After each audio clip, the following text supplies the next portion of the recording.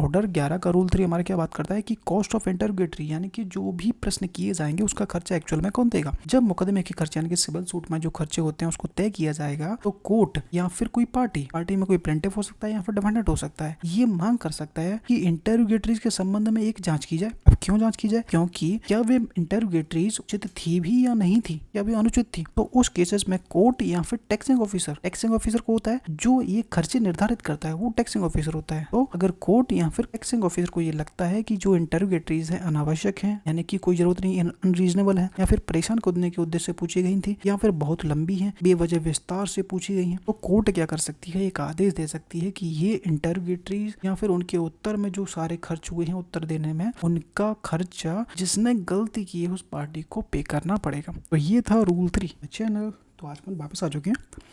Order अपन 11 चल रहा था, आज अपन रूल 3 और रूल 4 पे बात करेंगे। ठीक है, रूल 1 और रूल 2 तो मैं दोनों क्लियर कर चुका हूँ। आप वीडियो जाके देख सकते हो, पिछली वीडियो। ठीक है, तो चलिए शुरू करते हैं। रूल 3 हमारा किस बारे में बात करता है। आपको वीडियो पसंद आई तो लाइक कर दिया करो भाई, सब्सक्राइब भी कर दिया करो, थोड़ी मेहनत आप भी कर लिया करो, मैं आपके लिए इतना करता हूँ। तो चलिए रूल 3 हमारा क्या बात करता है कि कॉस्ट ऑफ इंटरोगेटरीज यानी कि इंटरोगेटरी जो भेजी जाएंगी उसकी कॉस्ट कौन देगा एक्चुअल में, उस पर मुद्दा उठ रहा है। तो चलिए समझते हैं क्या है कि जब भी मुकदमे में यानी कि जब भी कोई सिविल सूट होगा उसमें अगर कोई इंटरोगेटरी भेजी जाती है तो खर्च की बात हो रही है, को तय किया जाएगा। यानी कि जब भी सिविल सूट में कोई भी खर्च तय किया जाएगा तो वह तो कोर्ट या फिर कोई पार्टी, यहाँ पर दो लोगों की बात हो गई, इसमें याद रखिएगा कि एक तो कोर्ट है या फिर कोई पार्टी है। पार्टी में से प्लेंटिफ और डिफेंडेंट दोनों में से कोई भी हो सकता है। यह मांग कर सकता है कोर्ट से कि इंटरोगेटरीज के संबंध में जो इंक्वायरी की जाए, क्यों की जाए, क्या वे इंटरोगेटरीज उचित हैं या फिर उचित थी या फिर अनुचित थी, इस बारे में कोर्ट खुद या फिर पार्टी यानी कि पार्टी प्लेंटिफ या फिर डिफेंडेंट में से कोई भी एक मांग कर सकता है कि जो इंटरोगेटरी के संबंध में आप इंक्वायरी की जाए कि ये इंटरोगेटरी रीजनेबल थी या फिर अनरीजनेबल थी, उचित थी या अनुचित थी। तो इसके बारे में कोई भी मांग कर सकता है। ठीक है, अगर कोर्ट या फिर टैक्सिंग ऑफिसर, ठीक है, अब भाई ये टैक्सिंग ऑफिसर कौन है, ये होता है विनिर्धारक अधिकारी। ठीक है, कोर्ट का वह अधिकारी होता है जो मुकदमे का खर्च तय करता है। यह वह जांचता है कि कौन सी चीज़ का खर्च वाजिब है और कौन सी चीज़ का खर्च वाजिब नहीं है, दिया जाना चाहिए या नहीं दिया जाना चाहिए, इसको तय करता है वो होता है टैक्सिंग ऑफिसर।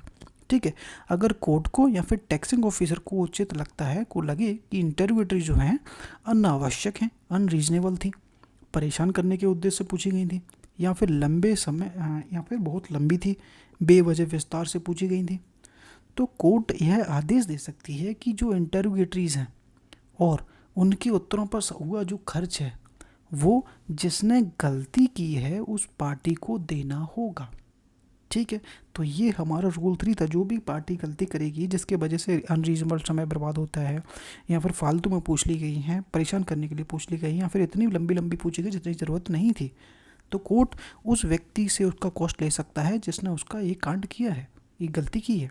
ठीक है, सरल नोट्स में पढ़ लीजिए। शॉर्ट नोट्स क्या कहता है हमारा कि अगर किसी पार्टी ने इंटरोगेटरी बेवजह पूछी है, परेशान करने के उद्देश्य से पूछी है, तो उस पर खर्च उसे ही उठाना पड़ेगा। कोर्ट कहेगी तुमने समय और खर्च दोनों व्यर्थ किए हैं, इसलिए तुम ही इसका खर्चा दोगे। ठीक है, अब एग्जाम्पल देखो, एग्जाम्पल से और क्लियर हो जाएगा कि मान लीजिए राम ने श्याम के ऊपर सिविल सूट फाइल किया है 50,000 रुपये के लिए। ठीक है, अब राम ने श्याम से 50 इंटरोगेटरी यानी कि 50 प्रश्न पूछ लिए हैं, जिनमें से केवल 5 जरूरी थे, काम के थे, और बाकी 45 थे जो कि बेफिजूल के थे, कोई मतलब के नहीं थे। जैसे कि तुम्हारा स्कूल कौन सा था, तुम रोज़ कितने बजे उठते हो, तुम्हें कॉफ़ी पसंद है कि चाय पसंद है, वही ये तो फालतू के क्वेश्चन है ना। क्वेश्चन रिलेटेड आपको पूछने हैं जो सिविल सूट से रिलेटेड हो, उसके अदरवाइज आप नहीं पूछ सकते। ठीक है, तो श्याम कोर्ट से कहता है कि ये बेवजह के सवाल हैं। कोर्ट इसकी जांच करती है और पाती है कि इंटरोगेटरी बेकार है या फिर परेशान करने के उद्देश्य से पूछी गई थी, तो कोर्ट आदेश दे सकती है कि इन बेवजह इंटरोगेटरी पर जो खर्चा हुआ है यानी कि जो समय बर्बाद हुआ है, वकील की फीस में जो खर्चा हुआ है, वह राम यानी कि वादी भरेगा, चाहे मुकदमे का नतीजा जो भी निकले। तो ये था हमारा रूल 3। ठीक है, अब चलते हैं, इसमें कोई डाउट हो तो आप पूछ सकते हो, कोई डाउट होगा नहीं, बहुत ईजी था। ठीक है, अब चलते हैं रूल 4 पे। रूल 4 हमारा बात करता है कि परिप्रश्नों का प्रारूप क्या होगा। भाई इतना हमने पढ़ लिया कि इंटरोगेटरी हम पढ़ते आ रहे हैं, अभी तक 4 रूल हो गया अपना। अब फॉर्मेट क्या होगा भाई, किस तरीके से पूछे जाएंगे उसको देखना है।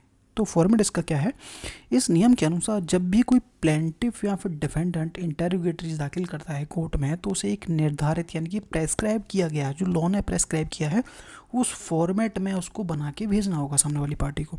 और वह प्रारूप फॉर्म नंबर 2 के अपेंडिक्स के सी में बताया गया है कि इस तरीके से बनाना है।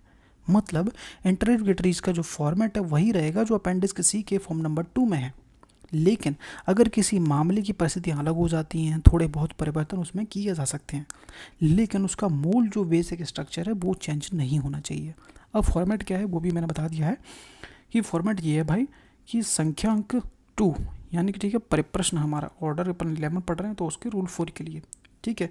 तो यहाँ पे तो आ जाएगा आपका केस नंबर, ठीक है। अब यहाँ पे आ जाएगा वादी की डिटेल, अब ये आ जाएगा वर्सेस किसके अगेंस्ट है बनाम, और यहाँ पे आएगा डिफेंडेंट का नाम, ठीक है। अब उक्त वादी जो भी भेज रहा होगा, प्लेंटिफ भेज रहा है या फिर डिफेंडेंट भेज रहा है, उसका नाम आएगा की ओर से उक्त प्रतिवादी को या फिर डिफेंडेंट जो भी हो सामने वाली पार्टी जिसको अपन भेज रहे हैं कि परीक्षा करने के लिए परिप्रश्न। अब परिप्रश्न क्या है, क्या उसने इत्यादि इत्यादि नहीं किया है। अब यहाँ पे आपको अपने क्वेश्चन लिखने हैं, क्वेश्चन नंबर 1 में, क्वेश्चन नंबर 2 में, जो भी आपको लिखना हो, इत्यादि इत्यादि जो भी क्वेश्चन आपके बनते हैं वो आपको सब लिखने हैं। अब लास्ट में क्या है, प्रतिवादी छा से अपेक्षा की जाती है कि वह संख्यांक 1 या 2 जो भी है संख्यांक वाले प्रश्नों का उत्तर दे। तो आपको यहाँ पर नाम लिखना है कि राम का मान लेते हैं, श्याम का मान लेते हैं, ठीक है। तो श्याम से अपेक्षा की जाती है कि वह नंबर 1 में बताए गए प्रश्नों का उत्तर दे, और श्याम से अपेक्षा की जाती है कि वह फॉर्म नंबर संख्यांक नंबर 2 में वाले प्रश्नों का उत्तर दे। तो इस तरीके से आप अलग अलग लोगों के अलग अलग नाम भी लिख सकते हो कि मैं इसको राम से पाता हूँ इसका जवाब, 2 नंबर का जवाब मैं श्याम से चाहता हूँ। तो इस तरीके से एक फॉर्मेट बनाया जाएगा इंटरोगेटरी से, वो सामने वाली पार्टी को भेजा जाएगा। तो ये होता है रूल 3 और रूल 4 यहाँ पे हमारे कंप्लीट होते हैं। इसमें कोई डाउट हो तो आप पूछ सकते हो, एक बार मैं फिर से कंप्लीट करा देता हूँ। रूल 3, ऑर्डर 11 का रूल 3 हमारे क्या बात करता है कि कॉस्ट ऑफ इंटरोगेटरी यानी कि जो भी प्रश्न किए जाएंगे उसका खर्चा एक्चुअल में कौन देगा।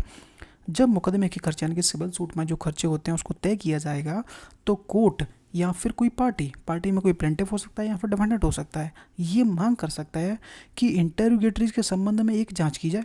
अब क्यों जांच की जाए, क्योंकि क्या वे इंटरोगेटरीज उचित थी भी या नहीं थी, क्या वे अनुचित थी।